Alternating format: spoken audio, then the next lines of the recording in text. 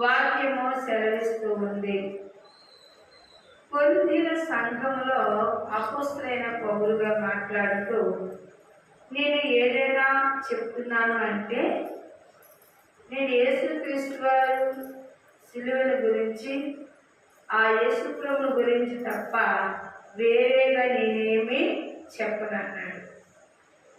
అందుకే ఇక్కడ అంటున్నాడు, క్రీస్తు తప్ప మరి దేనిని మీ మధ్య నెరగకుందెను నిశ్చయించుకుంటుంది, మరియు బలహీనములతోనూ భయముతోనూ ఎంతో వణుకుతోనూ మీ యొద్ద ఉంటుంది. మీ విశ్వాసం మనుషులను జ్ఞాపకం ఆధారంగా చేసుకున్నక దేవుని శక్తి ఆధారం చేసుకొని ఉండవలెనని నేను మాట్లాడుచున్నా, సువార్త ప్రకటించుచున్నా. జ్ఞానయుక్తమైన తీయని మాటలు వినియోగించక పరిశుద్ధాత్మ దేవుని శక్తిని కనపరచు. హల్లెలూయా. అపోస్తలుడైన పౌలు గారు మాట్లాడుతూ, నేను మీ దగ్గరికి సువార్తగా దేవుడు పంపగా వచ్చింది.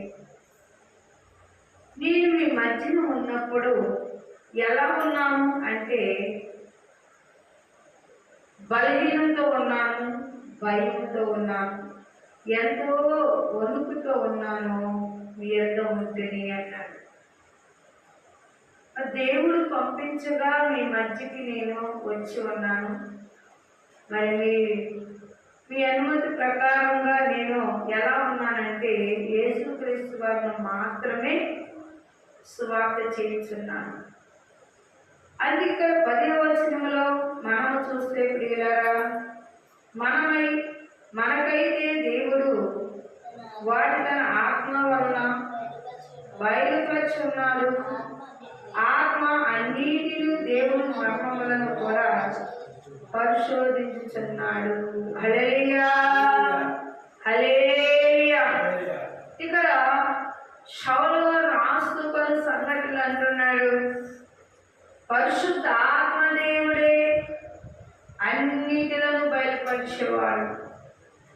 ఆయన యందు మనం ఉన్నప్పుడు మనకి ప్రతిదీ దేవుడే పరిశుద్ధాత్మ బయలుపరుచున్నాడు కనుక ఆత్మ అన్నిటినీ దేవుడు మర్మములు కూడా పరిశోధించుచున్నాడు.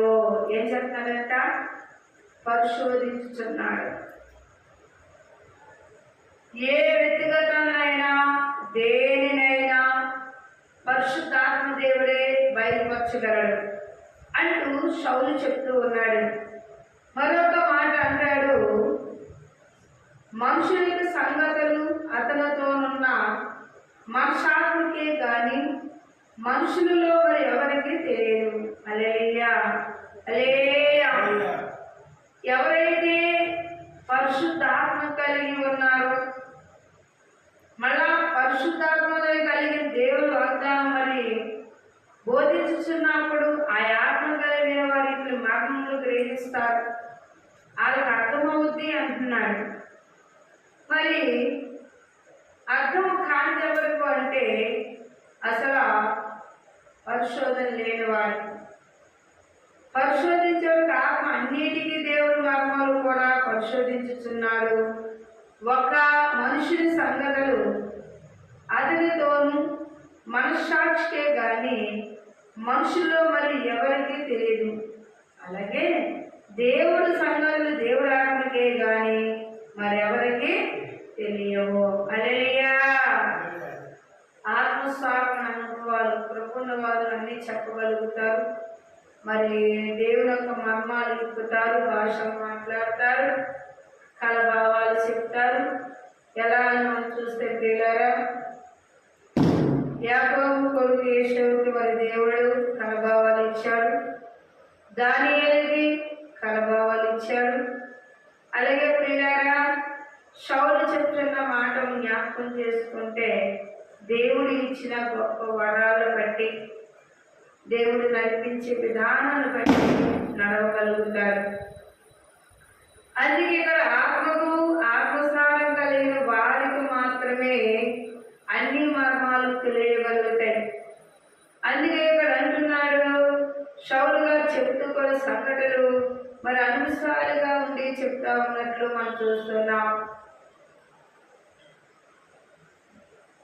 దేవుడి వల్ల మనకు దయ తెలుసుకున్నకై మనము లౌకికము కాక దేవుడి యొద్ద నుండి వచ్చు ఆత్మనే పొంది ఉన్నాం. మనుషు జ్ఞానమును నేర్పిన వారితో కాక ఆత్మ సంబంధమైన సంగతులతో సరిచూచుచు ఆత్మ నేర్పిన మాటలతో వీటిని వచ్చే మేము బోధించుచున్నాము. హల్లెలూయా, హల్లెలూయా. షౌలు ఏమంటున్నాడు?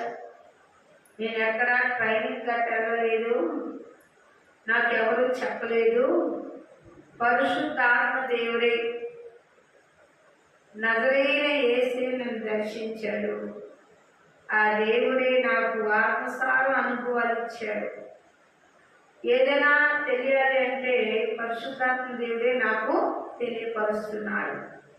ఆత్మ నడిపింపు ఎవరికైనా ఏముండాలంట? ఆత్మ నడిపింపు ఉండాలంట. అందుకే ఇక్కడ అంటున్నాడు, వీటిని గురించి మేము బోధించుచున్నాము. పత్రిక సంబంధమైన మనుషుడు దేవుని ఆత్మ విషయము మూలమును అంగీకరింపబడడు. అవి అతనికి వెరితనముగా ఉన్నాయి. చూసారా? ప్రకృతి సంబంధమైన మనుషులు దేవుని ఆత్మ విషయంలో అంగీకరించడు. అతను ఏం చెప్తాడు అంటే అవన్నీ వెరితనము అంటాడట. ఏమంటాడు? అవన్నీ వెరితనము, అట్లా దేవుడే మాట్లాడడం అంటాడట. అలా ఎలా చెప్తారు? అలా ఎందుకు చెప్పుకుంటారు అంటాడంట. దాన్ని నమ్మవలసిన అవసరం మనకేం లేదు. మనము మన ఇష్టసారంగా మన దేవుని అడగగా దేవుడే ఇస్తాడు. మరి అతను అంటే ప్రకృతి సంబంధమైన మాట్లాడతాడు, అంటే ఈ లోకములో జరిగే సంగతి మాట్లాడతాడు. కానీ ఆత్మ సంబంధమైన వాడు పరలోకం నుంచి ఒక మర్మముకు గుర్తులు ఇప్పుతాడు. ఆత్మస్థాన అనుభవాలు మాత్రమే అతను మాట్లాడగలుగుతాడు. అందుకే షౌలు అంటున్నాడు, ఆయన చెప్తున్న మన మనుషుల జ్ఞానము నేర్పు అని మాట్లాడుతోంది కాక ఆత్మ సంబంధమైన సంగతులతో సరిచూచుచు ఆత్మ నేర్పు మాటలతో వీటిని గూర్చి మేము బోధించుచున్నాము. హల్లెలూయా, హల్లెలూయా. ఆత్మసారమైన అనుభవాలు కావాలి. ఏ అనుభవాలు? ఆత్మసారమైన అనుభవాలు కావాలి. దేవుని నడిపించే అనుభవం కావాలి. దేవుని కనిపెట్టే అనుభవం కావాలి. ఒక పని చేస్తున్నాం అంటే ఆ పనికి దేవుడు నడిపించమంటే నడిపించబడాలి. నేను అలా చేసుకున్నా, ఇలా చేసుకున్నా, అలా పాడైపోయింది, ఇలా పాడైపోయింది అని దేవుడి మీద అవనిక నిందలు వేస్తూ ఉంటారు. అందుకే ఇక్కడ ఏమంటున్నాడు చూడండి, అవి ఎవరికి తెలుస్తాయి? మరి ఎవరైనా సంబంధమైన సంగతులు చూసినప్పుడట ప్రకృతి సంబంధమైన మనుషులు దేవుడు ఆత్మ విషయంలో అంగీకరించడు. అలా ఎందుకు చెప్పుకుంటారు, ఇలా ఎందుకు చెప్పుకుంటారు, మేము అలా చేయము, ఇలా చేయమంటారంట. నమ్మరు. కొన్ని అద్భుతాలు దయ్యాలంటారు, సూచకులు దయ్యాలంటారు. వారెవరో చూస్తే ప్రియులారా, వారి ప్రకృతి సంబంధమైన మనుషులు మాటలు. మనము చూసినట్లయితే పాత నిబంధన గ్రంథంలో దేవుడే స్వయంగా మోషేను పంపించి ఇశ్రాయేలీయులు ఆ ప్రజలు మరల ఆలకించి ఫరో రాజు యొద్ద సూచక్రియలు చేశాడు, మహత్కార్యాలు చేశాడు, అద్భుతాలు చేశాడు. ఆ రాజు విన్నాడంటే వినలేదు. విన్నప్పుడు చాలా నష్టపోయాడు, రాజ్యములో నష్టపోయాడు, తన బిడ్డలను కోల్పోయాడు, తన పరిస్థితి తారుమారయ్యింది. కానీ వీళ్ళరా ఇతరులు నమ్మాడా అంటే నమ్మలేదు. కానీ దేవుడు నమ్మడని చెప్పాడు కానీ అద్భుతాలు చేయడం మానలేదు. మోషేను పంపించి గొర్రెలు కాసే కర్రతోనే అద్భుతాలు చేశాడు. చూసారా, అలాగే యేసుక్రీస్తు వారి భూమి మీదకి వచ్చాక ప్రభువు కూడా అద్భుతాలు చేశారు, సూచక్రియలు చేశారు, ఆశ్చర్యకార్యాలు చేశారు. అందుకే ప్రకృతి సంబంధమైన మనుషులు దేవుని ఆత్మ విషయములను అంగీకరించడు. అవి అతనికి వ్యతిరేకముగా ఉన్నవి. అవి ఆత్మ అనుభవం చేతైతే విశేషింపగలను కనుక అతడు వాటి గ్రహింపచాలడు. ఆత్మ సంబంధమైన వారు అన్నిటినీ విశేషించను కానీ అతడు ఎవరి చేతైనను విశేషింపబడడు. హల్లెలూయా. వారు చెప్పాలి, వీరు చెప్పాలి అనుకోడట. ఏదైనా చేయాలన్నా ప్రార్థన చేయక పరిశుద్ధాత్మ దేవుడే అతనికి బయలుపరుస్తాడు. ఆ బయలుపరుపు ఆయన చెప్పిన ప్రకారము నడిచివాడై ఉన్నాడని శౌలు చెప్తున్నాడు. అందుకే ఇక్కడ అంటున్నాడు, ప్రభు మనస్సు ఎరిగిన ఆయనకు బోధింపగలవాడెవడు? యేసుని ఎమ్మడిస్తే పరిశుద్ధాత్మ దేవుడే నడిపిస్తూ ఉంటాడు. కానీ ప్రియులారా, ఆత్మసార అనుభవాల గురించి కంటే ప్రకృతి సంబంధ అనుభవాల గురించి చాలా మంది తొలకరిస్తూ ఉంటారు. అది అలా కాదు, ఇది ఇలా కాదు అంటూ ఉంటారు. దేవుడు శౌలను రాయించాడు. ఒక్కొక్కరికి ఒక అద్భుతమైన వరములు ఇస్తున్నాడు దేవుడు. ఒకరు ఇచ్చిన అద్భుతమైన వరాలు బట్టి మనం చూస్తే ప్రియులారా, 3వ అధ్యాయము 16వ వచనములో ఆత్మ మీలో నివసించున్నప్పుడు మీరేమి కారా? ఎవరైనా దేవుని ఆలయమును పాడు చేయలా దేవుడు వారిని పాడు చేయరు. దేవుని ఆలయము పరిశుద్ధమైనదని మీరు ఆ ఆలయమై ఉన్నారు. హల్లెలూయా, హల్లెలూయా. చాలా మంది అసూయ చేత, దేశము చేత, కక్ష చేత మరి దేవుని యొక్క మందిరముకు వచ్చిన వారే చాలా మంది సంఘాన్ని కూడా చెదరపడతా ఉంటారు. సంఘంలో ఉన్న పిల్లలకు ఫోన్లు చేసి మీరు ఎలా రండి, ఇలా రండి అని వారి వైపు తిప్పుకుంటారు. దేవుడు అంటున్నాడు ఇక్కడ, మరి ఎవరైనా సంఘాన్ని పాడు చేస్తే నేను వారి ఎందును మరి ఎక్కడానికి రాయబడింది ప్రియులారా. మీరు దేవుని ఆలయంలో ఉన్నారు కనుక, దేవుడి ఆత్మ మీలో నివసిస్తున్నారు కనుక మీరు ఎరగరా? ఎవరైనా దేవుని ఆలయంలో పాడు చేయగలరా? దేవుడు వారిని పాడు చేయను అన్నాడు. ఆలయం అనగా మనం చూస్తే వచ్చిన వారిని షాలిని చెప్పడం, షాకులు ఎత్తకడం, అలా నమ్మరు, నమ్ముచున్న వారిని కూడా నమ్మనివ్వరు. చాలా భయంకరంగా తిప్పినట్లు మనం చూస్తున్నాం. అందుకే దేవుడు వాక్యము సెలవిస్తూ ఉంది, ఇది మీరు ఆలయం ఉన్నారు కనుక ఎవరును తనకు తాను మోసగించుకోవద్దు. మీలో ఎవరైనా ఈ లోకమందు తన జ్ఞానాన్ని అనుకోవద్దు. ఎవరనట, ఒకవేళ నా ఎంత గొప్పవాడు ఎవరూ లేడు, నేను కాబట్టి ఇంత పరిచయం చేసిన, నేను కాబట్టి ఇంత బాగా చేసిన అనే మాట తనకు తను గర్వంగా ఎంచుకోవద్దు అన్నాడు. ఎవరిని నడిపించినా, ఎవరి దగ్గర అద్భుతాలు చేసినా, సూచక్రియలు చేసినా, మహాచక్రాలు చేసినా, ఏదైనా చేయాలి అంటే దేవుడే తప్ప మానవుడు ఏమీ చెయ్యలేడు. అందుకే షాలో రాస్తూ అంటాడు కొన్ని సంఘటనలు. రోమా పత్రిక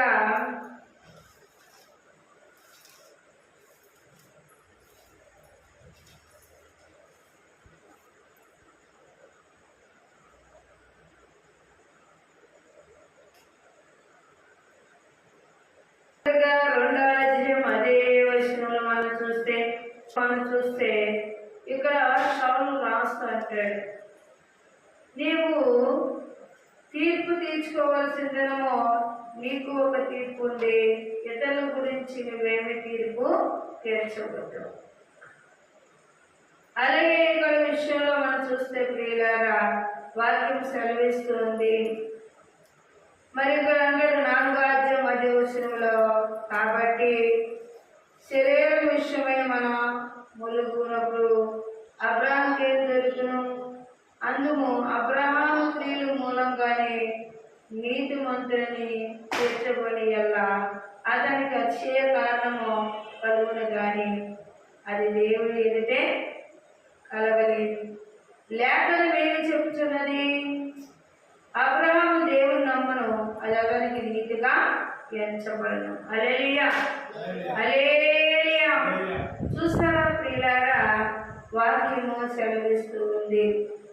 దేని విషయంలో మనం చూస్తే కార్య శరీర విషయమైన మూలుగుచున్నాము. బలహీనమందును, వ్యాధులందును, సాధనందును, రుణాలందును, మన సంసార బాధ్యతలందును, మనకున్న చాలా ఇబ్బందులందునో మూలుగులు ఏర్పడుచున్నాయట. కారణం ఏమిటి అని మనం చూస్తే, అబ్రహాము దేవునితో 100 ఏళ్ళు వాడు నడిచాడు కాబట్టి 100 ఏళ్ళు వాడు కూడా ఎలా నడిచాడు? ఆ నడుమును చూసిన దేవుడు అబ్రహాం నమ్మాడట. చూసారా, దేవుడు మనల్ని నమ్మాలి కానీ మనం దేవుడు నమ్మడం వల్ల ఏమైనా లాభం ఉందా? దేవుడు నమ్మునట్లుగా మనకి దేవుడు కనబడాలి. హల్లెలూయా, హల్లెలూయా, హల్లెలూయా. అలాగే ప్రభా రాస్తున్న సంఘాల్లో రాసిన ప్రతి పత్రికను బట్టి ఎవరైతే నైనా ఏమరిస్తూ ఉన్నారో వారి యందును ఆశీర్వదించబడుతున్నారని వాక్యం సెలవిస్తుంది. ఎట్టి వ్యాధిగ్రస్తులైన యేసు నామములో స్వస్థతలు కలుగును గాక. ప్రభా రక్తశ్రమతో బాధపడుతున్న స్త్రీ చెంగుముట్టగా రక్తదారులు ఆగిపోయి, అలాగే ప్రభా అయాయో తలను ముట్టిన దేవాని స్తోత్రములు, ముక్కురంధ్రములు ముట్టిన దేవాని స్తోత్రములు, ఇనుకలను ముట్టి నాయన వినియోగ చేసిన దేవాని స్తోత్రములు, వాయుష్ణ తండ్రి నాయన మగవాడికైన వాడికి ముందుగా మాటనిచ్చిన దేవాని స్తోత్రములు. నాయన గుండెలు ముట్టండి, వాళ్ళను ముట్టండి, ఊపిరితిత్తులు ముట్టండి, కసతిత్తులు ముట్టండి ప్రభాని స్తోత్రము. అలాగే బిడ్డలు ఏ తలంపు కలిగి వచ్చే కార్యములు కలిగిస్తున్నారు వారి రక్షణ జ్ఞాపకం చేసుకోండి. ఆస్కల ప్రాణాలు తృప్తిపరిచిన దేవుడు నాయన యేసయ్యా, నీకు సాధ్యమేగా, సాధ్యం మంది లేదు. కూడి వచ్చిన బిడ్డలందరినీ జ్ఞాపకం చేసుకోండి. రానంటి వారందరినీ దీవించండి, మీరు నడిపించుకోండి. అలాగే నా తండ్రి నాయన కూడి వచ్చిన బిడ్డ ఏ అవసరం కొరకై వచ్చి ఉన్నారో ఆ కార్యాలన్నీ నెరవేర్చండి. బలహీనతతో ఉన్న బిడ్డలను ఆయన ముట్టి స్వస్థపరచండి. శాతాను శక్తులు, శిలింగ శాస్త్రాలు, అంధకార శక్తులు యేసు నామములో లయమైపోను గాక. ప్రభావిత చేతపడు శక్తులు, శిలింగ శాస్త్రాలు, అంధకార శక్తులు యేసు లయమైపోను గాక. ఈ గ్రామాన్ని గ్రామ ప్రజలు, అధికారులు వేలుచను జ్ఞాపకం చేసుకోండి. ప్రవాళ ప్రాంతంలో ఇచ్చిన మందిరానికి వచ్చిన బిడ్డలందరినీ జ్ఞాపకం చేసుకోండి. ఎవరు ఏ అవస్థల కొరకే వచ్చి ఉన్నారో అవన్నీ నెరవేర్చండి ప్రభువా. అలాగే నా తండ్రి నాయన అయా గర్భం లేని స్త్రీలు జ్ఞాపకం చేసుకోండి. గర్భఫలం వచ్చినట్టు దీవించండి. అలాగే వివాహం కొరకే చూసిన బిడ్డలు జ్ఞాపకం చేసుకోండి. ఆ బిడ్డలకు వివాహం సమకూర్చండి నాయన. ఘనముగా ఏమో జరిగించడానికి సహాయం దయచేయండి. వందనాలు, స్తోత్రాలు. అయా ఏదో కూడా వచ్చిన బిడ్డలకు వివాహం ఇచ్చి ఉన్నారు. ఆ బిడ్డల నాయన ప్రేమ తోడుగా ఉండండి. కుడికి ఎడమ తోడు నడిపించడానికి సహాయం దయచేయండి. అలాగే నా తండ్రి నాయన పోయిన వస్తువులు దొరికింపజేసిన దేవా, రావాల్సిన సమయం సాయం దయచేయండి ప్రభా. ఏ స్థితి కలిగే బిడ్డలు ఉన్న స్థితిని మార్చిన దేవా, మమ్మలను మా బిడ్డలు మీ చేతులకు అప్పగిస్తున్నాను. మీరే ఆశ్రయించి దీవించమని, అయా జ్యోతులకు మాత్రం ముట్టి స్వస్థపరచమని, కీర్తనకు మాత్రం ముట్టి స్వస్థపరచమని వారికి ఇచ్చిన వాగ్దానాన్ని ఆ బిడ్డలు జ్ఞాపకం చేసుకోండి. వారికి ఇచ్చిన భాగం జ్ఞాపకం చేసుకోండి. మమ్మల్ని మా బిడ్డలందరినీ మీ చేతులకు అప్పగిస్తున్నాను. మీరే ఆశ్రయించి దీవించమని నజరేయుని యేసుని అడిగి వేడుకొంచున్నాము తండ్రి.